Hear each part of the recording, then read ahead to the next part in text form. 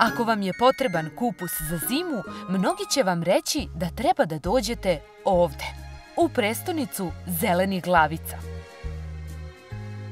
Ovo ovde podneblje, ovaj nanos koji je Dunav napravio, to je najniže područje u Bačkoj i jednostavno ta mikroklima, blizina Fruške gore, Dunav, to zemljište su iznedrili tu sortu da ona ima takav kvalitet da je pogodna za kišeljenje, da ima te svoje nutritivne vrednosti, zdravstvene vrednosti.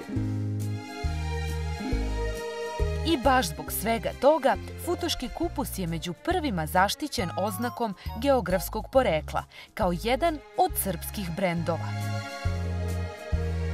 Koja je sada, recimo, dobra za ono čuveno kiseljenje kupusa, jer zapravo ovo je period... Evo, sve ove glavice što vi mene dobacujete su fenomenalne.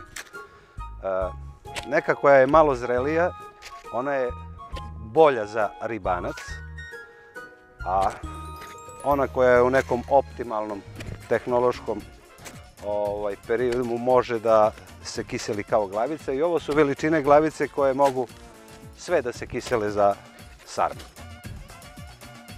Pošto je kraj oktobra idealno vreme za kiseljenje kupusa, da vidimo kako to radi iskusna domaćica u Futogu. Koliko slojeva skidate? Pa tako, dok ne dođe do lepe glavice, onda idemo da zasečemo koren. Ne peremo ga? Ne, kupus se ne pere, samo se lepo očisti, ne pere se. Tako radim. I to je jedna glavica spremna da ide u bure. Postavljen kupus, sad stavljamo dasku, da pritisnemo. Tako. Na dasku ide kamen. Tu je muž da pomogne? Radnik je tu, da. Tako je. Tako će to ostati do ujutru. Sutradan ostatak soli se razmuti u kantu sa vodom, nalije se do vrha, tako to stoji i kupus se kiseli. Nakon mesec dana, kiseli kupus će biti spreman za upotrebu, a nema šta ne može da se od njega napravi.